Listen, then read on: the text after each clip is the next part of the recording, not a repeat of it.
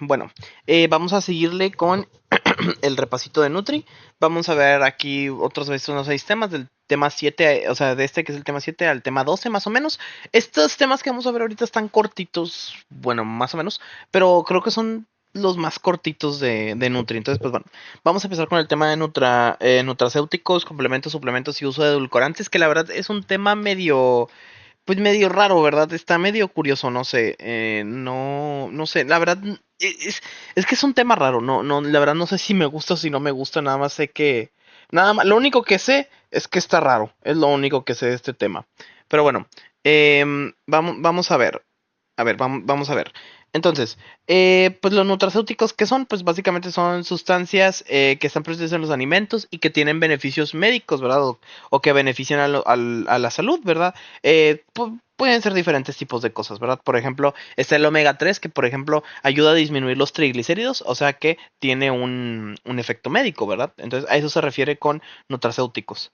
Suplementos, pues son productos son productos que aportan diferentes tipos de nutrientes, ¿verdad? Cuando a nosotros nos falta un nutriente, bueno, ya les explicaba yo el tema de, creo que se los mencionaba con el ejemplo de la anemia, que si por ejemplo, o bueno, no con la anemia, pero por ejemplo, que yo esté en una dieta en la que no pueda comer carne y tampoco me gusten ni las lentejas, ni los frijoles, ni nada que me aporte hierro, pues yo tomo un suplemento de hierro, ¿verdad? Para cubrir esa necesidad, pues eso es un suplemento. El complemento es cuando yo tengo ya todo, por así decirlo, como en mis niveles normales, en los niveles que debería de tenerlo. Sin embargo, pues quiero nada más complementar para estar seguro, pues para eso son los complementos. Y pues ya. Y aquí nada más les pongo un resumencito, ¿verdad? El suplemento corrige deficiencias, el complemento enriquece la dieta y el nutracéutico, pues son diferentes componentes que tienen efectos médicos, ¿verdad? Que ayudan a nuestra salud, como el omega 3 que ahorita les mencionaba. Muy bien, ahora vamos a ver la primera parte de estos edulcorantes. Tendríamos, o los podemos dividir en dos, que son los edulcorantes calóricos y no calóricos. Los calóricos son aquellos que, válgame la redundancia, tienen calorías y son el malititol, el sorbitol y el manitol, que son, según yo, todos pertenecen a los polioles. Entonces, pues bueno, son básicamente eso. Pueden tener efecto laxante a dosis altas. Esto es, de hecho, esto es bastante interesante, ya que en Pharma nosotros veíamos al manitol como que, bueno, que aquí lo vemos como edulcorante, pero el manitol sí se puede usar como, también se puede usar como un diurético osmótico, ¿eh? Entonces, interesante. Ok, luego tendríamos los no calóricos, tendríamos dos. En los no calóricos lo podríamos dividir en los naturales y los artificiales. Los naturales pues son la stevia, la taumatina, la monelina y la braseína. Todos estos son derivados de plantas, es por eso que son naturales, mientras que los artificiales son nada más componentes bueno, de hecho son derivados generalmente de naturales hechos en laboratorio, ¿verdad? De los cuales tenemos el aspartame, que de hecho este es bastante usado, el aspartame, la sucralosa, el acesulfame K, la sacarina y el ciclamato. Aquí les pongo este cuadrito morado que ya saben que representa pregunta de examen. Entonces, ¿qué decía esta pregunta de examen? Más que nada decía que si tú combinabas dos edulcorantes no calóricos de esta forma, o sea, dos edulcorantes de estos de aquí, tú podías estimular más a las papilas gustativas y hacer dependiente a la persona que lo use, perdón, a la persona que lo tome, lo haces más dependiente al uso. Y de esta forma se pueden utilizar un poco para dejar de lado los azúcares, pues bueno, los azúcares más complejos. Pero bueno, nada más eso. Contraindicaciones, estas sí son un poco importantes, más que nada, bueno, estas que están aquí, en la fenilcetonuria se debe de evitar el aspartame. ¿Por qué? Más que nada bueno, por lo que vamos a ver ahorita del metabolismo del aspartame, ¿verdad? Que ya que en el aspartame se liberan dos cosas, como podemos ver en esta tablita que está aquí, se libera ácido aspartico, pero en un 50% se puede llegar a liberar fenilalanina. Entonces, en una fenilcetonuria, pues esto es perjudicial. Entonces, por eso está contraindicado el aspartame. Y en el embarazo y en la lactancia se prefiere evitar la sacarina y el ciclamato. Ahora, efectos fisiológicos. ¿Cómo es que actúan estos edulcorantes? ¿Qué hacen para sustituir el efecto de los azúcares? Bueno, es que eso es lo que hacen, es que tienen efectos sobre hormonas del hambre y la saciedad, como por ejemplo en el GLP-1. Pueden aumentar de forma pues muy moderada el GLP-1. También son útiles en el control de peso y la diabetes tipo 2, reduciendo mejorando más bien la glucemia y reduciendo riesgos cardiovasculares. ¿Esto por qué? Pues debido a que propiamente no son azúcares. Al no ser azúcares, al no ser glucosa, no aumentan la glucemia. Y pues al no aumentar la glucemia, pues se mantienen los pacientes diabéticos en cierto control. Y aparte de ello, pues debido a que la glucosa está controlada, no hay riesgo aterosclerótico. Y al no haber riesgo aterosclerótico, no hay riesgo cardiovascular. Entonces, esa es la ventaja que tienen los edulcorantes. Y bueno, sustitutos de grasa, también hay algunos sustitutos de grasa. ¿Para qué son estos sustitutos? Nada más para reducir la densidad energética de los alimentos, ¿verdad? Y tenemos diferentes, ¿verdad? Tenemos, por ejemplo, las fibras solubles que disminuyen el colesterol y aumentan la secreción postprandial de insulina. Tenemos agentes formadores de masa, que también estos se pueden usar como cosa. Bueno, se pueden usar para ir al bañito, ¿verdad? Los veíamos también el semestre pasado en Pharma. Entre otros, que la verdad en estos no me voy a meter mucho porque no he visto absolutamente nada de ellos. Los alimentan, bueno, ahora vamos a ver los alimentos funcionales. ¿A qué se refiere con alimento funcional? Pues se refiere básicamente a alimentos que aparte de nutrirnos, que aparte de otorgarnos, por ejemplo, carbohidratos, vitaminas, proteínas, entre otras cosas, reducen el riesgo de enfermedades, ¿verdad? Que es lo que veíamos ahorita en nutracéuticos. De hecho, nutracéutico y alimento funcional vienen siendo prácticamente pues sinónimos, ¿verdad? Tendríamos, por ejemplo, la fibra, que la fibra, aparte de otorgarnos propiamente un complemento alimenticio, aparte de ello, funciona muy bien para lo que es aumentar el bolo fecal, disminuir el tránsito intestinal y de esta forma, pues, por decirlo de una forma un poco menos fea, de ir de forma más placentera al baño. Y pues aparte de ello, pues disminuye el riesgo de cáncer de colon, ¿verdad? Tendríamos también el aceite de oliva, que si bien el aceite de oliva, pues es una grasa, ¿verdad? Y nos ayuda para, cosa, nos proporciona lípidos. Ahí voy, es que ya se me complicó, ahí está. Bueno, aparte de darnos lípidos, aparte de esto es cardioprotector, a pesar de ser un lípido. Y aparte de ello disminuye el riesgo de cáncer. Entonces, pues es muy bueno. El etanol, sí, el alcohol, aumenta el riesgo de cáncer de cabeza y cuello. Este como tal no es bueno, porque pues aumenta el riesgo de cáncer. Entonces no tomen etanol. Y bueno, la soya disminuye el riesgo de cáncer de mama. Eso es importante porque sí, bueno, no lo he visto preguntado, pero sí se me hace potencialmente preguntable. Más que nada los que disminuyen el cáncer o los que aumentan el riesgo de cáncer. Y también la soya se usa como un sustituto de la carne roja debido a que tiene una muy buena cantidad de proteínas. Entonces, debido a esto, las personas que son veganas o vegetarianas lo usan en sustitución de la soya. Digo, perdón, en sustitución de la. Ay, ¿cómo se llama esta? En sustitución de la carne, perdón. Y bueno, vamos a ver ahora probióticos, prebióticos y simbióticos. Probiótico, ¿qué es? Son microorganismos vivos, generalmente son los lactobacillus. Esto lo podemos encontrar en productos como el Yakult, por ejemplo. Y pues mejoran más que nada la microbiota intestinal, ¿verdad? Mejoran la intolerancia a la lactosa, debido a que ayudan a producir ciertas enzimas. Previenen el cáncer colorectal, algo muy positivo. Disminuyen levemente el colesterol y el estreñimiento. Los prebióticos.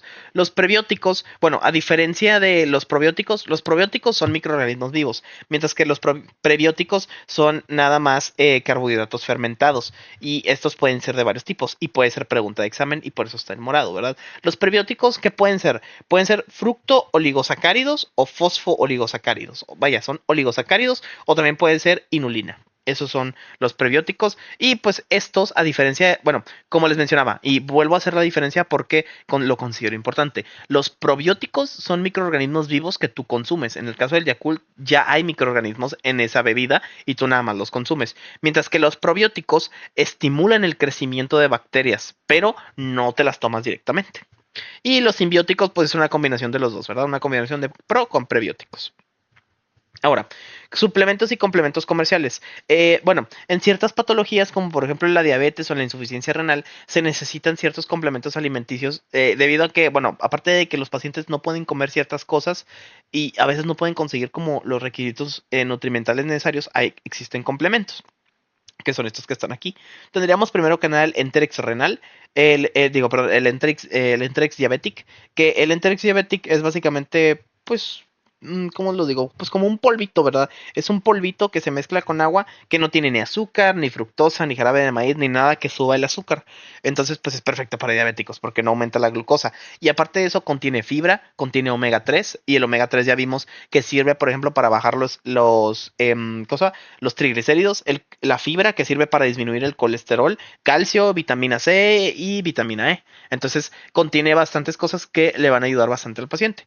Entonces, como les mencionaba, se usa en personas que tienen diabetes, que tienen intolerancia a los carbohidratos, que tienen hiperglicemia, sí, hiperglicemia, entre otras, ¿verdad? Luego tendríamos el Enterex renal, que el Enterex renal se puede vender en esta presentación, que es como una bebida, y básicamente lo que hace el Enterex renal o lo que ayuda es que, y es algo que yo les mencionaba, tiene una alta densidad energética. Eh, o sea, es muy alto en proteínas y bajo en electrolitos y grasas saturadas. Esto ayuda, ya que, bueno, como les mencionaba, esto se usa para los pacientes que tienen algún tipo de padecimiento renal, porque como sabemos, pues en un padecimiento renal se están constantemente perdiendo proteínas. Y el Enterex renal tiene un altísimo contenido de proteínas. De hecho, tiene 2 kilocalorías por cada mililitro. Entonces, esto es bastante bueno, ya que también tienden a perder mucho peso. Y que principalmente contiene lactoalbúmina. Este es el principal contenido del Enterex y de hecho es algo preguntable, la lactoalbúmina. Esta es la principal fuente de proteínas y aparte de la lactoalbúmina tiene otras cosas. Tiene los aminoácidos esenciales que también sirven para la producción de proteínas, ¿verdad? Como la valina, la isoleucina, el triptófano y la cisteína. El Nepro, que el Nepro se parece mucho al Enterex renal, nada más que este se da en pacientes específicamente que están en diálisis, ¿verdad? Y igual, aporta un alto grado de calorías y proteínas, aparte de muchas vitaminas y minerales. Y por último vamos a ver la enterogermina, que de hecho ya me tocó alguien que tomó enterogermina porque estuvo en tratamiento con antibióticos y tuvo que reponer la microbiota, que justamente para eso sirve la enterogermina. De hecho, aquí está indicado en profilaxis y tratamiento para la disbiosis. La disbiosis es cuando te barres la microbiota debido al consumo de antibióticos. Entonces, enterogermina, pues es para esto, ¿verdad? También para diarreas por antibióticos y quimioterapia. Se usa en vía oral exclusivamente, ya que si se pone, por ejemplo, por vía parenteral, pues podría generar cosas muy bonitas y muy tranquis como una sepsis, por ejemplo. Entonces, no queremos eso, ¿ok? A ver, nada más déjenme contesto un mensaje que me acaba de llegar. A ver. Uy, qué feo. Ahí voy.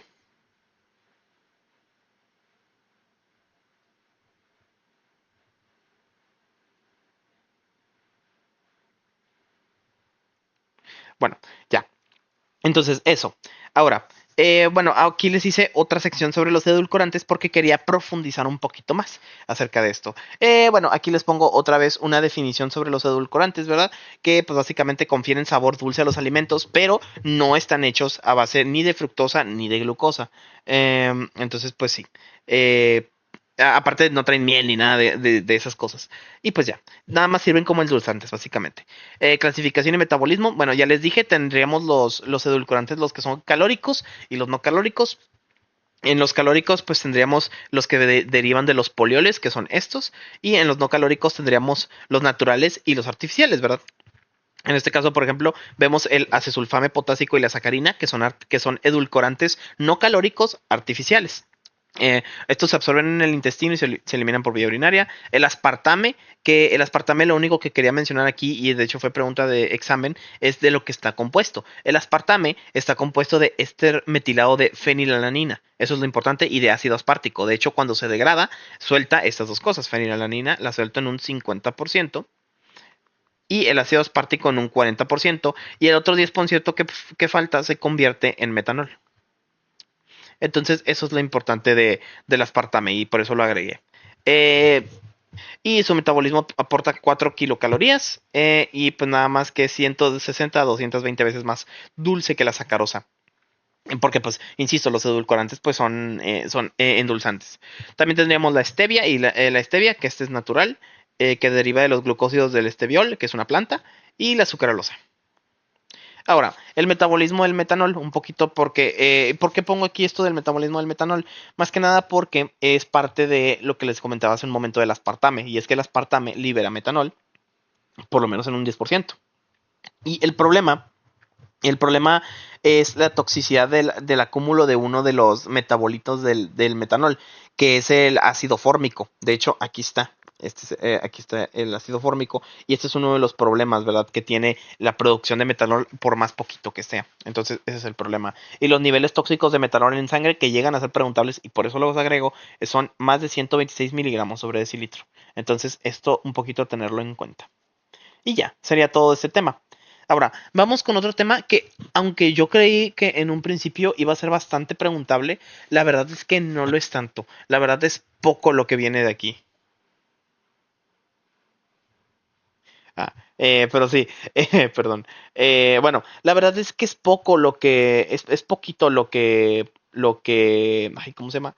Es poquito lo que preguntan de este tema. Me sorprendió bastante, la verdad. Y pues bueno, lo poquito que preguntaron, pues aquí se los puse. Bueno, primero que nada, pues vamos a ver factores que determinan la ingesta, ¿verdad? Porque al final de cuentas, una de los componentes más grandes de la obesidad, pues es la ingesta excesiva de alimento. Pero obviamente la obesidad no solo se trata de esto, ¿verdad? Hay otras cosas que predisponen a la obesidad y aquí los vamos a ver. Primero que nada tendríamos factores ambientales. Primero que nada, pues la disponibilidad de alimentos. A veces, simplemente por cultura o por lo que quieran, en la casa no se tienen alimentos del todo saludables. Entonces, pues no come lo que haya, ¿verdad? Entonces, pues si en tu casa pues no disponen de alimentos muy saludables y solamente comes lo que hay, pues eso quiere decir que muy seguramente vayas a comer nada más pues pura comida chatarra.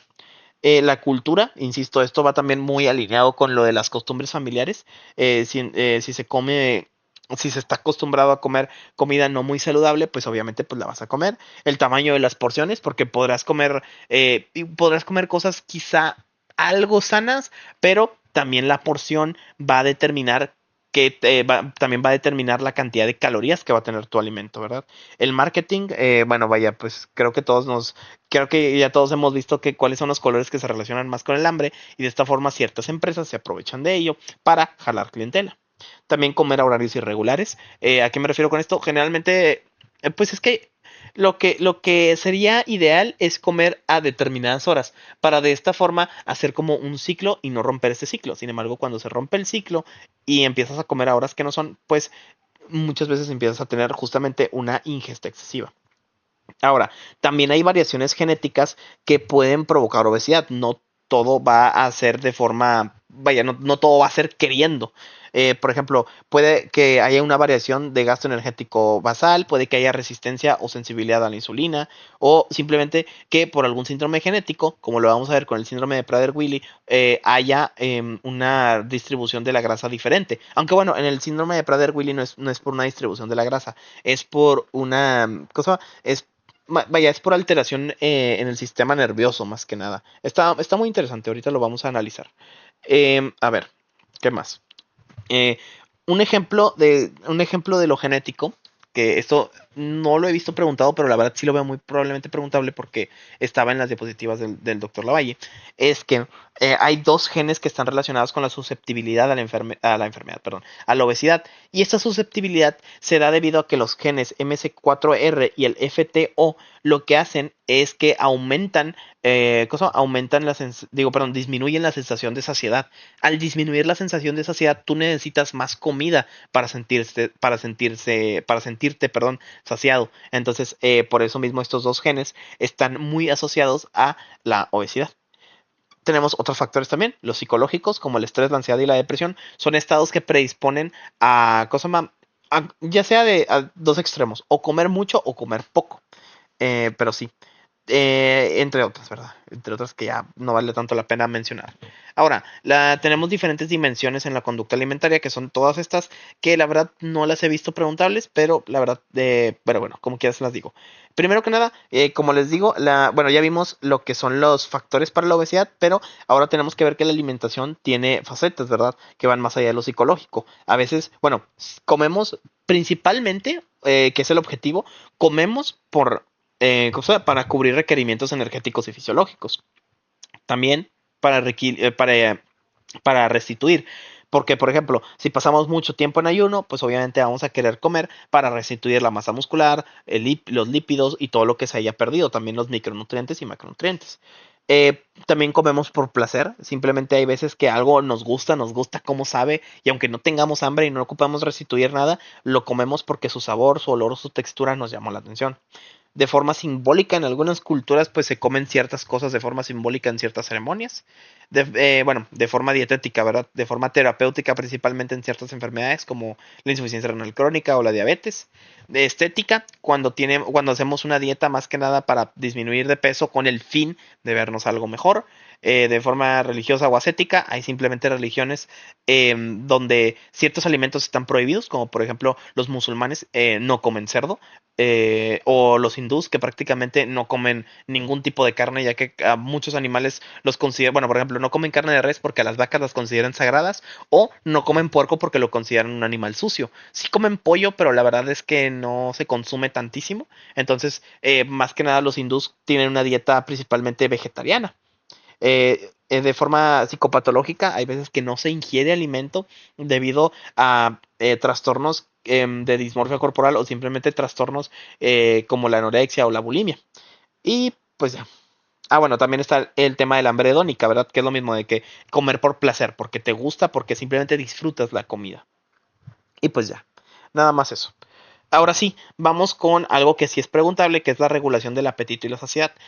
Primero que nada, tenemos que saber que en los centros hipotalámicos se van a producir diferentes hormonas. Hormonas que van a ser o orexigénicas o anorexigénicas. Orexigénico significa que estimula el apetito, o sea que te da hambre. ¿Cuáles son estas hormonas y cuáles he visto preguntadas?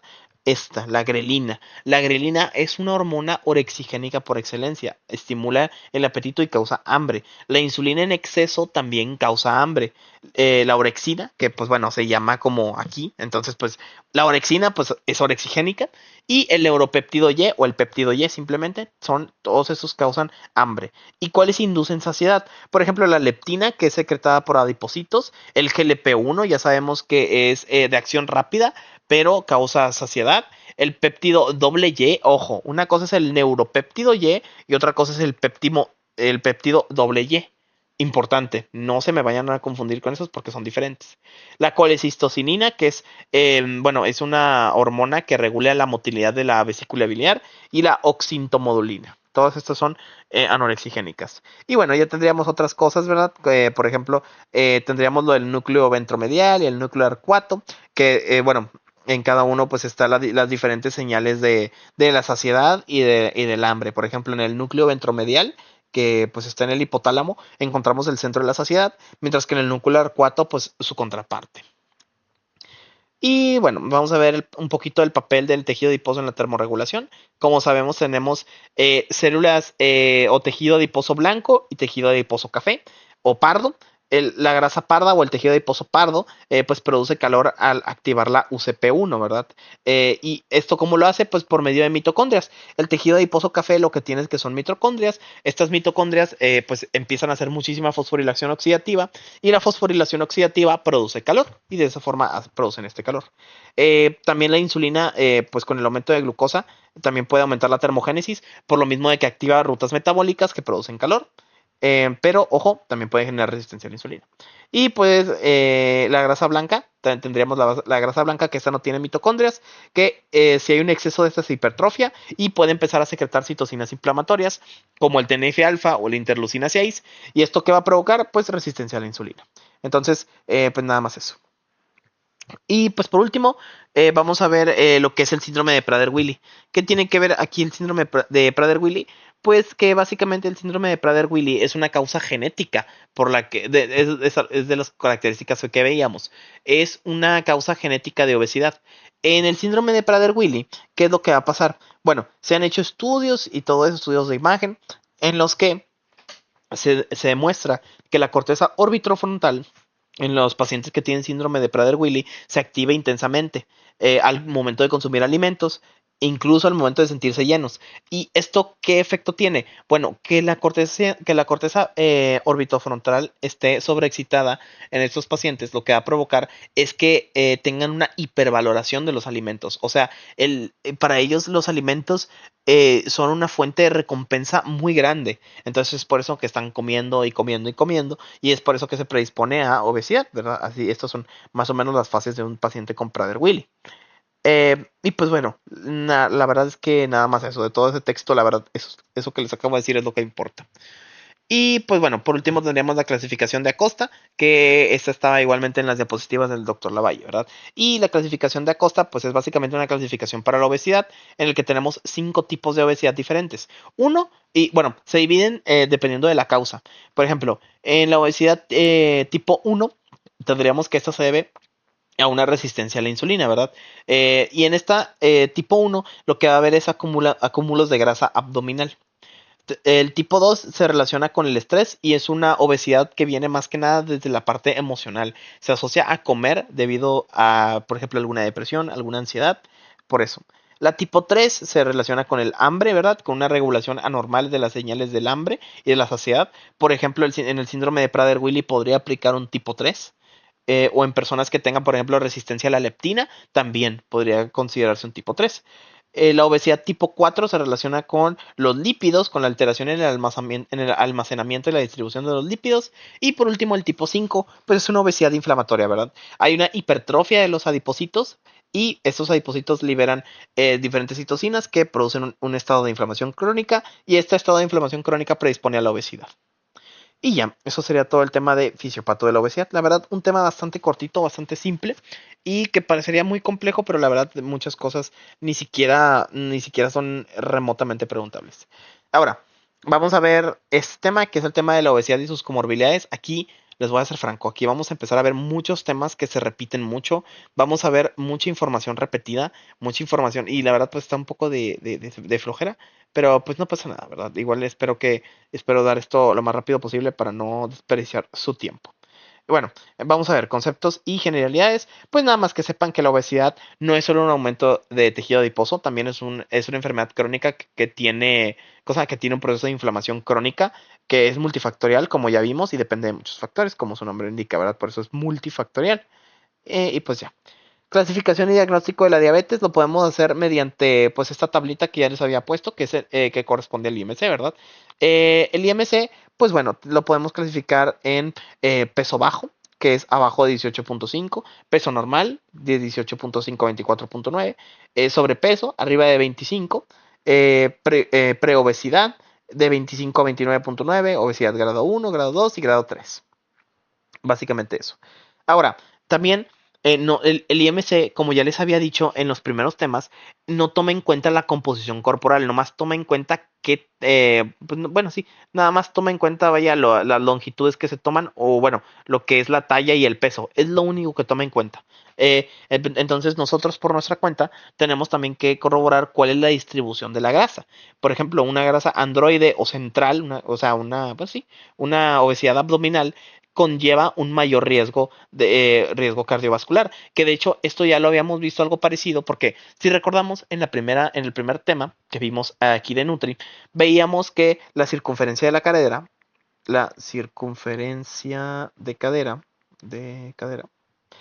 se correlaciona directamente con un mayor riesgo cardiovascular. Y eso debido a que, bueno, que sea androide central, o bueno, lo central hace misma referencia a la cadera. Entonces, pues por eso. Tendríamos también una distribución ginecoide, que es un acúmulo de grasa principalmente en la región glútea o femoral. Esto tiene menor riesgo metabólico. Y la circunferencia abdominal, que como ya les decía, ¿verdad? Que tiene mucha correlación con el riesgo cardiovascular.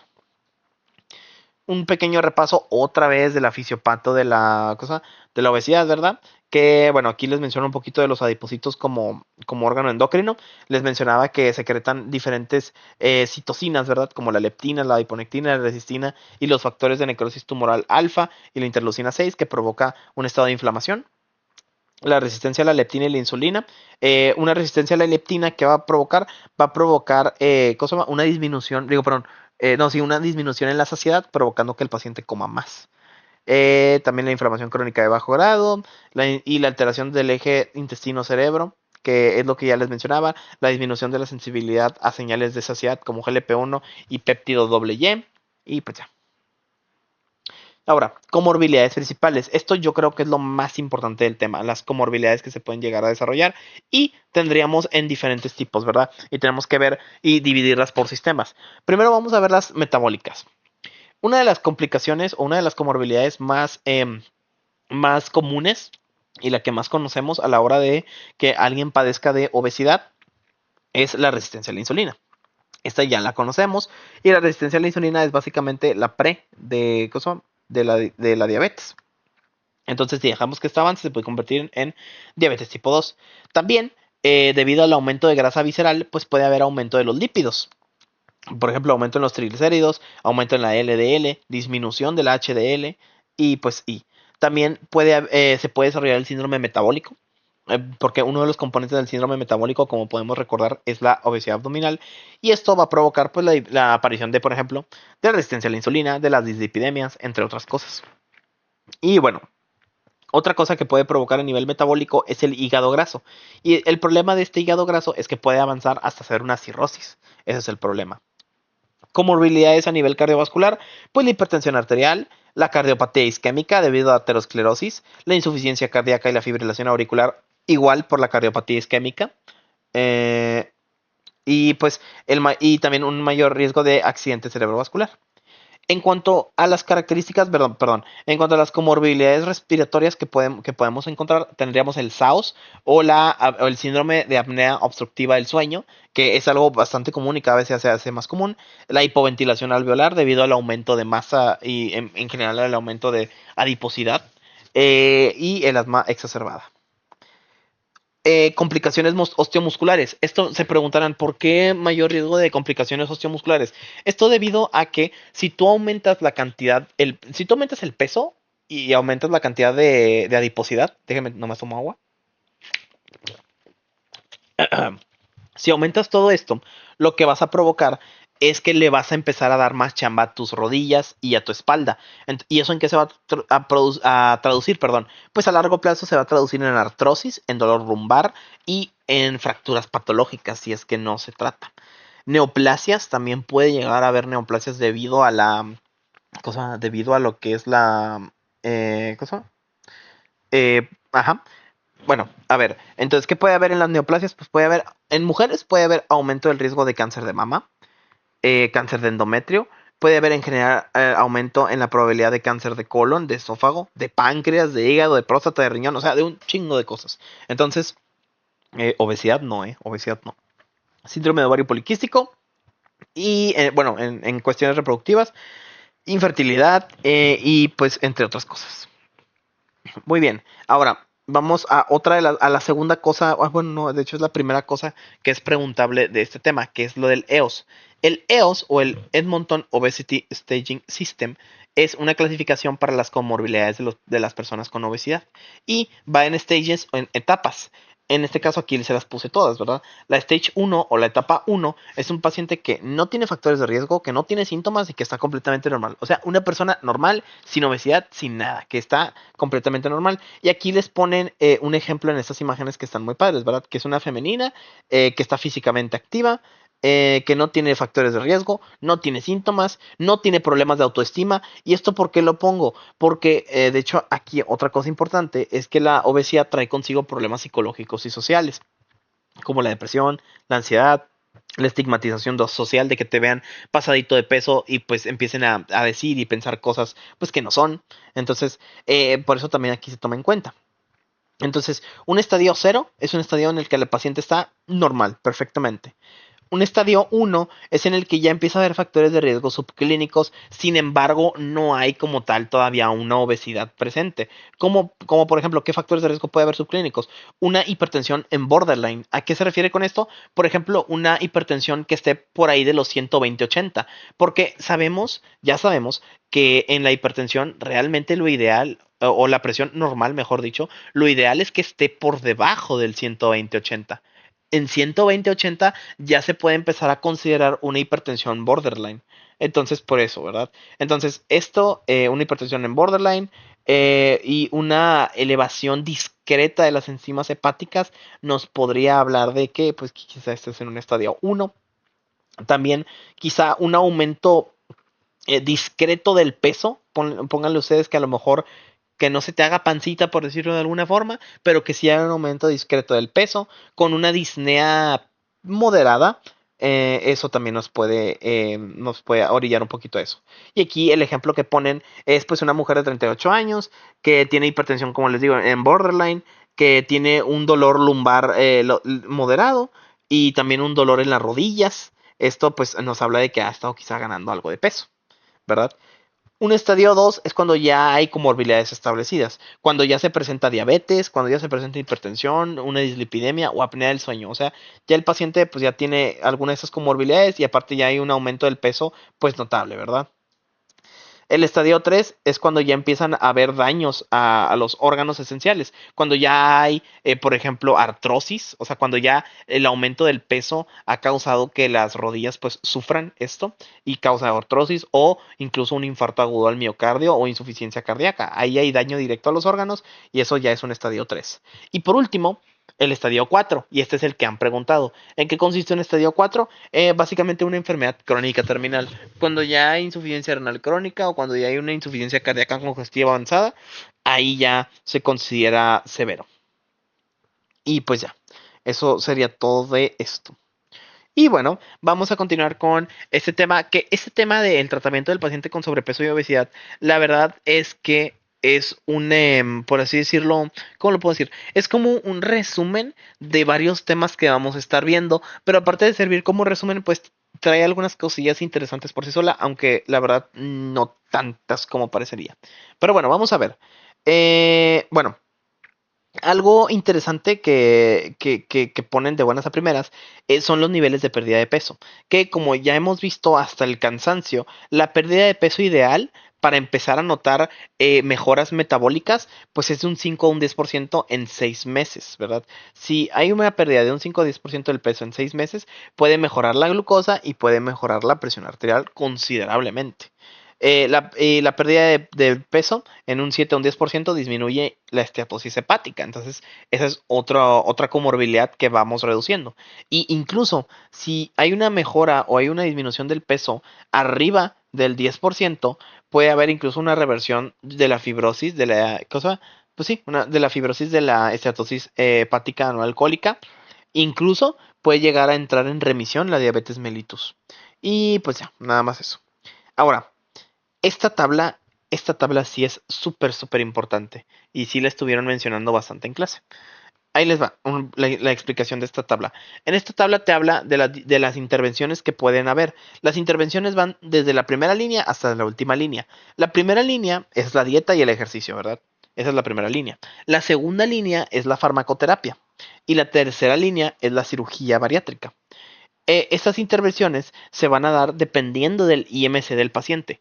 Ojo, insisto, no solamente es el IMC, también es usar un poquito el criterio personal para decir, ah, bueno, en este caso quizás sí conviene hacerle cirugía bariátrica porque sí, tiene un IMC de 30 y sí está pasado de peso. No, tiene un IMC de 30, pero no, es que es físico-culturista. Pues no, ¿verdad? Pero bueno, vamos a ver ahora sí un poquito. En el caso de un paciente que tenga un IMC arriba de 25 que está en sobrepeso, pues bueno, se le puede tratar con dieta y actividad física y esto es para lo único, es para lo que es candidato.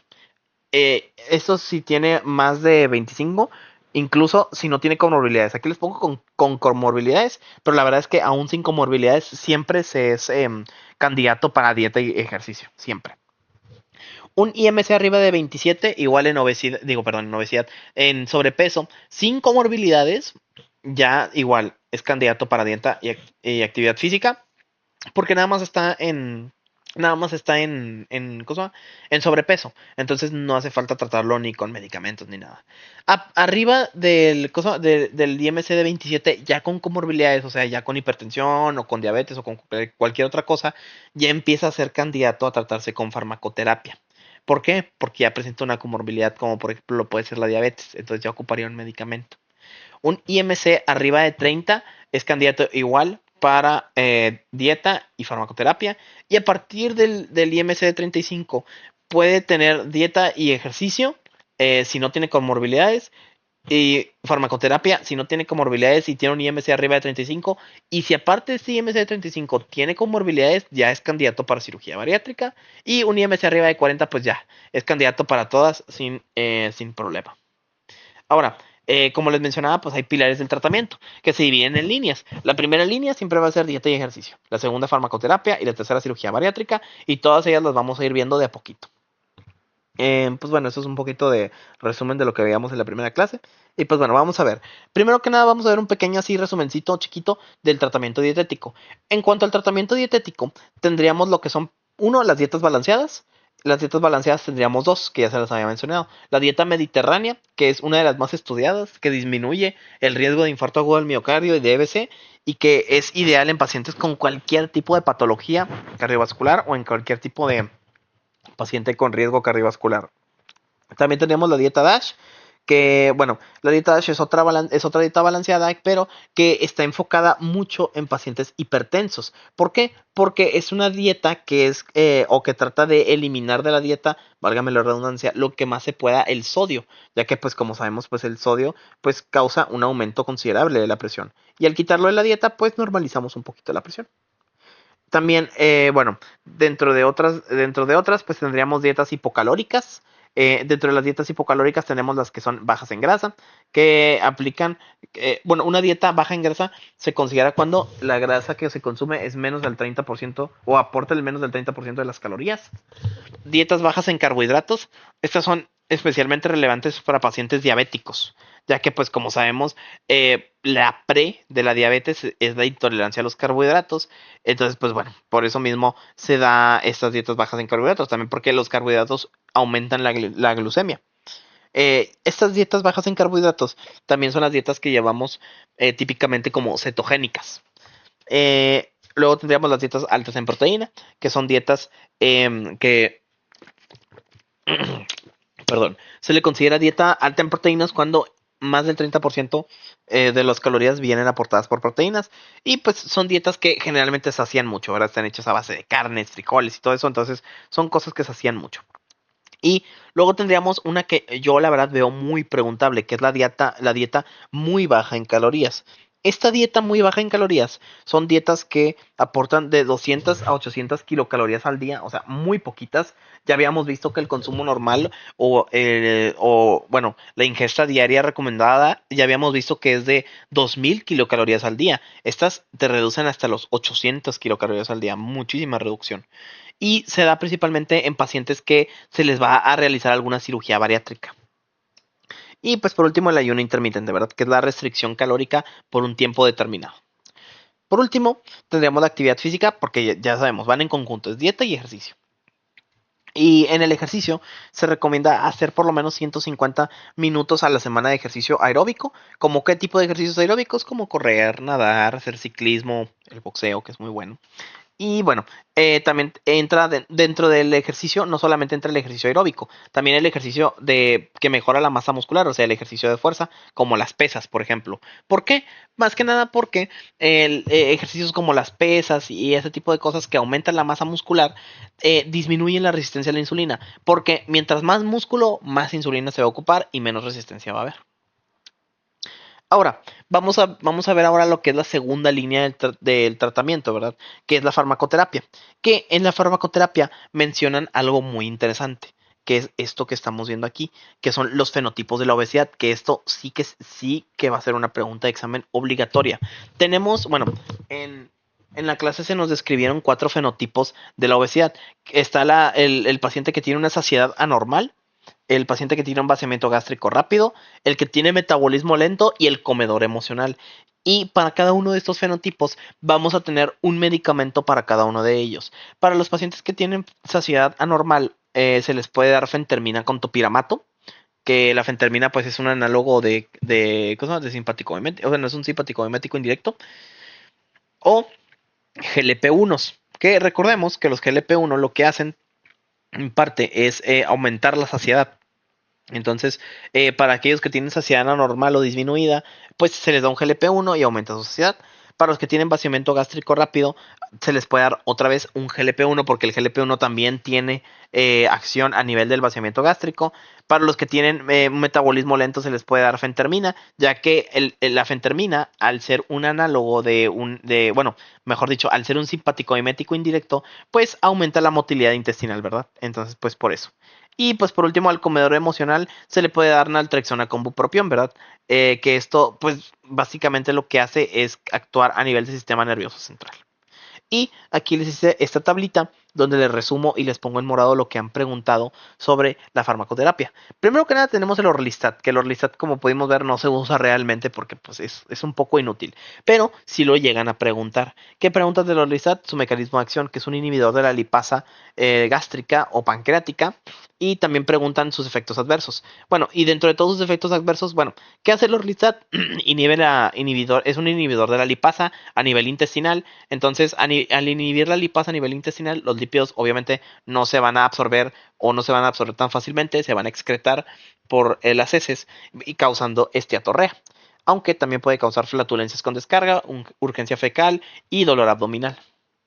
Ahora, de la fentermina que han preguntado, bueno, de la fentermina más que nada sus efectos adversos que causa boca seca. Dentro de todo lo demás, pues lo típico de un simpático emético, ¿verdad? Palpitaciones, hipertensión pulmonar, temblor fino, constipación, entre otras cosas. Y también preguntan sus contraindicaciones, que una de las contraindicaciones absolutas para la toma de fentermina es la hipertensión arterial sistólica. Entonces, un paciente que tiene hipertensión arterial simplemente no se le debe de dar fentermina, ya que la fentermina aumenta la presión arterial.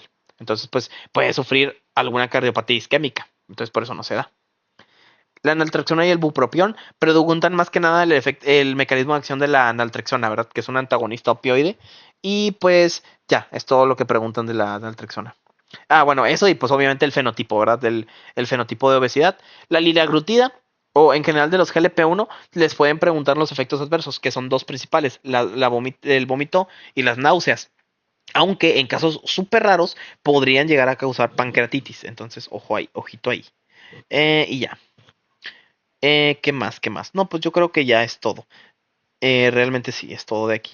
Ahora, fármacos con efecto en el peso, pero que no están autorizados. También hicieron pregunta de esto, ¿verdad? Preguntaban directamente que a un paciente se le había, bueno, un médico le había dicho o le había recetado insulina para, ¿cómo se llama? Para bajar de peso y se la había estado tomando, pero notó que después de estar tomando metformina, sí bajó de peso, pero muy poquito y dejó después de bajar de peso. ¿Por qué es esto? Y pues bueno, la respuesta a esto es que la metformina, si bien sí tiene un efecto sobre el peso, realmente solamente disminuye de 1 a 2 kilogramos el peso.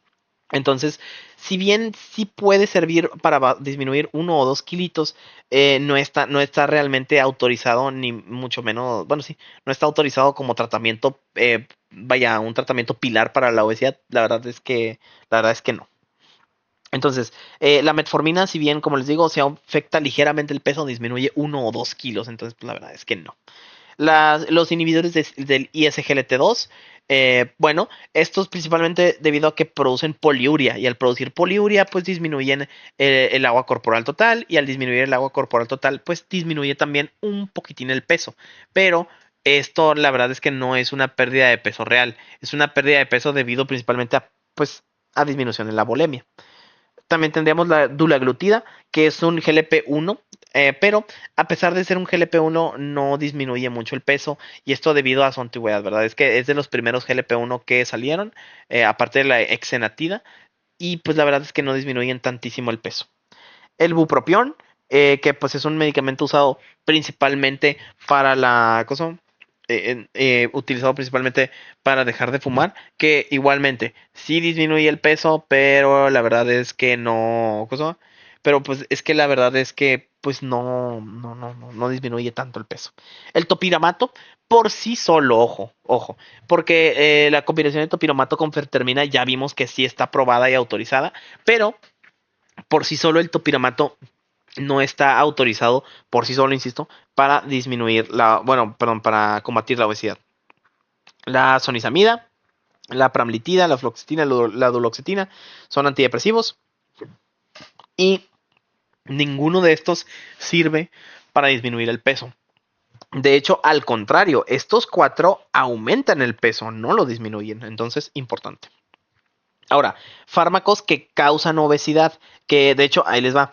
Les hice esta tablita con fármacos, con diferentes fármacos que causan obesidad, porque si vi que preguntaron uno. Preguntaron cuál, la olanzapina. La olanzapina es un antipsicótico y básicamente, pues, aumenta el peso, ¿verdad?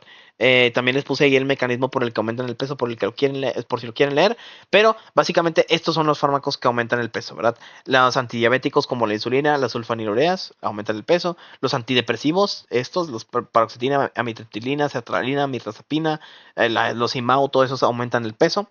Los glucocorticoides aumentan el peso. Ya acuérdense del Cushing, del síndrome de Cushing. Los antihistamínicos, algunos, los metabloqueadores y las hormonas sexuales. Entonces ahí recuérdenlo. Y pues por último la cirugía bariátrica, que aquí les puse este cuadrito chiquitito de la cirugía bariátrica porque la cirugía bariátrica tiene un tema completo para sí mismo. Entonces pues aquí como quiera se los agrego. Y pues nada más recordar, ¿verdad? Que para que una persona sea candidata para cirugía bariátrica, pues tiene que tener un IMC arriba de 40 o arriba de 35 con comorbilidades, ¿verdad? Tenemos diferentes procedimientos que los vamos a ver en su respectivo momento, pero se los voy a ir mencionando. Tendríamos la manga gástrica, que la manga gástrica se ve algo así, es este procedimiento de aquí. También tendríamos la banda gástrica ajustable, que es esta de aquí, que literalmente se pone una bandita en el antro, bueno, en la entrada, mejor dicho, del estómago, y pues sí, son procedimientos de tipo restrictivo que, insisto, lo vamos a ver más adelante, no nos adelantemos. Tendríamos el bypass gástrico en Y de Rux, que es tanto restrictivo como malabsortivo. Igual, vamos a ver más adelante qué significa esto de restrictivo y malabsortivo. Y pues por último tendríamos la derivación biliopancreática, que es la más eficaz y con la que más puede haber remisión de comorbilidades, sin embargo es arriesgada. Y ya, terminamos. Ahora sí, vamos a ver propiamente un tema completito nada más para el tratamiento dietético del paciente con obesidad.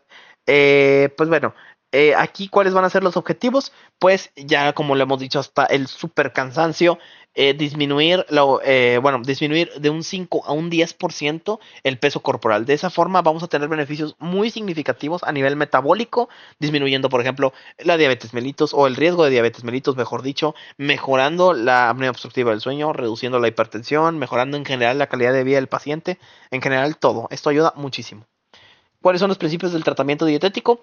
Pues lo que se busca en la obesidad es más que nada dar un tratamiento dietético que sea hipocalórico. Vaya, que reduzca los carbohidratos, ¿verdad? Que haya un déficit de 500 a 700 kilocalorías al día. Ojo, déficit de 500 a 750. Esto lo digo para que no se confundan, ¿verdad? Porque ¿a qué me refiero con esto? Ahí voy. Pero bueno, déjenme sacar la calculadora. Porque como les había mencionado, la ingesta diaria normal es de 2000 kilocalorías al día. Si le restamos 750, estamos hablando de que un plan hipocalórico debería de dar 1250 kilocalorías al día como máximo. A eso se refiere, ¿verdad? Esto si quieren anótenlo. El objetivo ahora es perder de 0.5 a 1 kilogramo por semana. Que ojo, 0.5 a 1 kilogramo es lo mismo que decir de 0.5 del 5 al 10% del peso total. Nada más que dicho de otra forma. Y pues ya. Ahora sí, vamos a ver tipos de dietas otra vez, pero un poco más explayadas. Tendríamos otra vez la dieta mediterránea. La dieta mediterránea es una dieta que es rica en grasas monoinsaturadas, como cuáles, como el aceite de oliva, que ya veíamos que tiene beneficios, y los frutos secos. También se beneficia el consumo de alcohol, como el vino, pero ojo, esto de forma moderada. También, aquí les puse esto, que, bueno, en el fondo de la pirámide está lo que más se debería de consumir, que es el agua, y aparte de ello, pues los aceites y pues las frutas y las verduras, ¿verdad? Que es lo que más se busca en la dieta mediterránea y eso debe ser la comida principal. También se puede acompañar de otras cosas, pero están más arriba aquí en la pirámide. Muy bien. También se caracteriza por el bajo consumo de carnes rojas, ojo. Y esta es una de las dietas más estudiadas. Y eso es interesante e importante debido a que realmente no hay muchos estudios que nos hablen acerca de las dietas. Entonces, por eso cobra especial relevancia que esta sea de las dietas más estudiadas que hay. Y, pues, aparte de ello, reduce en general los eventos cardiovasculares. Entonces, es bastante buena. Luego tendríamos la dieta DASH, que la dieta DASH pues es una dieta, como les mencionaba, que limita las cantidades de sodio y de grasas saturadas para los pacientes que tienen hipertensión arterial, ¿verdad? Para que no sufran algún tipo de accidente en cuanto a la hipertensión, ¿verdad? Que no tengan algún tipo de complicación. Y pues bueno, ya, eso es todo. Luego, dietas bajas en grasa. Yo les mencionaba que para que una dieta se considere baja en grasa es que el 30%, o sea, que bueno, que las grasas tienen que dar menos del 30% de las grasas totales para que se considere baja en grasa. Y con estas, como desventaja, es que pueden servir a corto plazo, pero a largo plazo la verdad es que dificulta mucho la adherencia y no son muy sostenibles, la verdad. Aquí les pongo un recordatorio importante porque fue pregunta de examen. 1 gramo de grasa te da 9 kilocalorías. De hecho, esto lo vimos en el tema de lectura de etiquetas, ¿verdad? Y que proteínas y carbohidratos te dan 4 kilocalorías. Esto recuérdenlo súper bien. Muy bien, ahora vamos a ver las dietas bajas en carbohidratos. En la dieta baja en carbohidratos teníamos una dieta que se llama la dieta Atkins. Acuérdense muy bien, esta es baja en calorías, no muy baja, esta es solo baja. Una restricción de 60 a 130 gramos de carbohidratos, perdón. O sea, insisto, una disminución de 500 a 750, ¿verdad? Kilocalorías. Y pues ya, nada más eso. Bueno, los beneficios es que este tipo de dietas son las que aseguran la mayor pérdida de peso en los primeros 6 meses, pero tiende a estabilizarse en los primeros 12 meses. Los seres humanos estamos diseñados en parte, para que las dietas, como adaptarnos a ellas, básicamente. Ahora, ¿cuál es el riesgo? Porque pues es una dieta baja en carbohidratos o dieta cetogénica. Y justamente por ser cetogénica en pacientes diabéticos de tipo 1 les puede causar cetoacidosis diabética.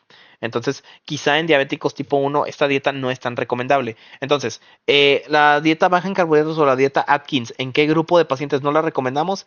En diabéticos tipo 1 específicamente, diabéticos tipo 1.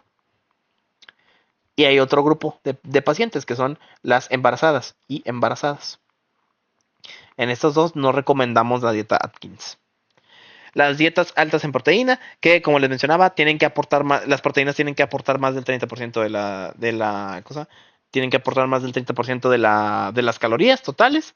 Y pues es más que nada útil en pacientes que tienen obesidad sarcopénica o en pacientes mayores. Recordemos que los adultos mayores es importante mantener su cantidad de grasa. Bueno, de hecho, esta dieta alta en proteínas es muy buena para ancianitos porque ayuda a mantener sus niveles de músculo, aparte ayuda a mantener un mejor sistema inmune y una mejor condición neurológica. Y por último, la dieta muy baja en calorías, que esta dieta solo aporta de 200 a 800 kilocalorías al día. Ojo, esto es muy importante porque la baja en calorías, solamente, bueno, la baja en calorías puede aportar hasta 1250.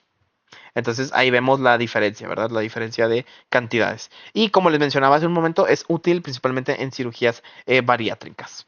Y por último, pues tenemos el ayuno intermitente, que pues bueno, ya se los había mencionado, ¿verdad? Que implica básicamente dejar de comer por una cierta cantidad de horas. Esta la verdad no tiene mucha evidencia de que funcione. Ahora, factores de éxito. No es tanto la dieta, manada, no es tanto la dieta que se hace, sino es más bien la adherencia y ciertos factores para que la dieta jale. Porque podrás tener una muy buena dieta, pero cumplirla solamente un día. Entonces, algo bien importante es la adherencia, que de hecho es de las causas por las que los pacientes más abandonan, debido a la falta de adherencia. Eso anótenlo porque eso es importante. La falta de adherencia es la principal causa de abandono de la dieta. Entonces, bueno, más importante que la dieta, como les menciono, la adherencia es súper importante. Tener una meta clara, o sea, el decir, bueno, vamos a perder un 5% de tu peso en 3 meses. Esa meta es muy clara y ayuda mucho al paciente a darle como claritud. El apoyo conductual, o sea, la motivación psicológica, el autocontrol y la educación nutrimental para que el paciente también conozca y esté enterado del por qué no debe de comer ciertas cosas. Y pues por último, el trabajo multidisciplinario, ¿verdad? Es muy importante que el médico trabaje de la mano con un nutriólogo y un psicólogo y con el entorno familiar para que todo esto pues pueda salir bien, ¿verdad? Que pueda fluir. Y pues bueno, las dificultades frecuentes, como ya les mencionaba, después de 3 a 6 meses muchas dietas dejan de funcionar porque el cuerpo está programado para almacenar energía independientemente de lo que tú le des. O sea, ya después de 3 a 6 meses lo que le vayas a dar lo va a guardar.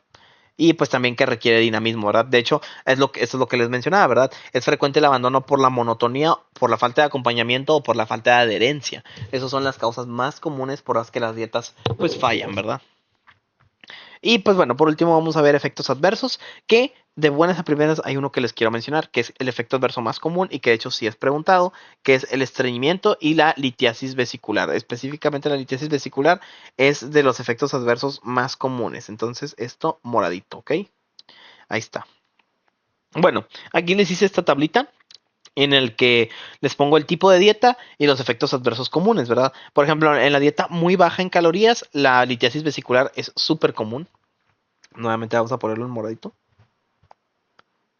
Ahí está. La baja en grasas. Las bajas en grasas, bueno, como recordarán, pues tenemos vitaminas que son liposolubles. Y al ser liposolubles, eso significa que se almacenan en el tejido adiposo. Pero al disminuir la cantidad de grasa y al disminuir la adiposidad, disminuyen estas vitaminas, provocando deficiencias, ¿verdad? Que pueden tener una repercusión clínica. Las bajas en carbohidratos o cetogénicas, como ya les mencioné, en pacientes con diabetes mellitus tipo 1 pueden llegar a producir cetoacidosis y otras cosas menos graves, ¿verdad? Como la halitosis, por ejemplo. Las altas en proteínas, debido a la alta carga de proteínas, pueden causar estreñimiento y halitosis. Las Mediterránea y la DASH, la verdad es que son bien toleradas porque son dietas balanceadas que cubren todo y tienen un mínimo riesgo. Entonces, si se quieren preguntar una que tenga los efectos mínimos, pues son estas, las balanceadas.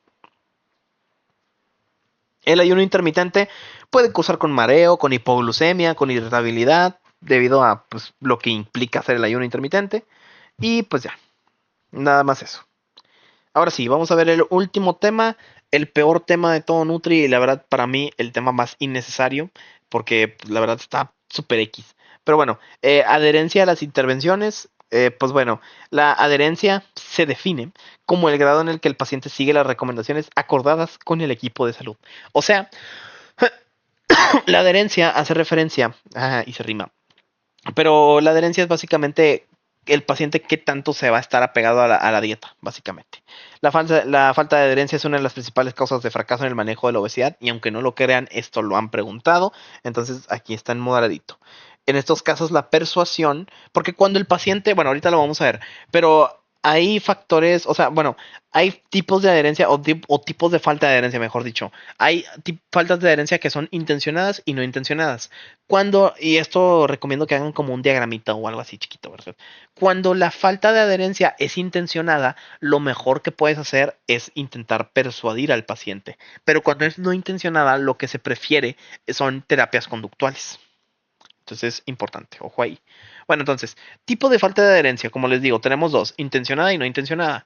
El paciente decide suspender o no seguir la recomendación porque sí, porque él, y pregunta de examen, se sentía sano, o porque no veía beneficios, o porque presentaba efectos adversos, como la litiasis, entre otras cosas.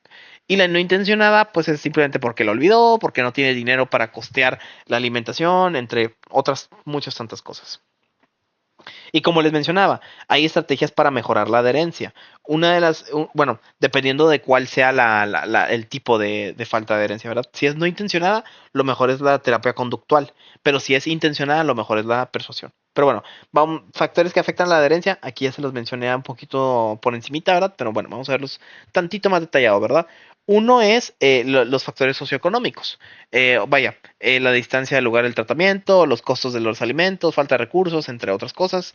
Relaciones con el sistema de salud y el equipo. Simplemente que no, tanto el nutriólogo, médico, lo que sea, no se relacione tanto con el paciente y el paciente sienta como un desinterés, también puede como interferir y pues las relaciones con lo relacionado con la enfermedad, ¿verdad? Simplemente que el paciente no alcance a comprender hasta dónde puede llegar la obesidad.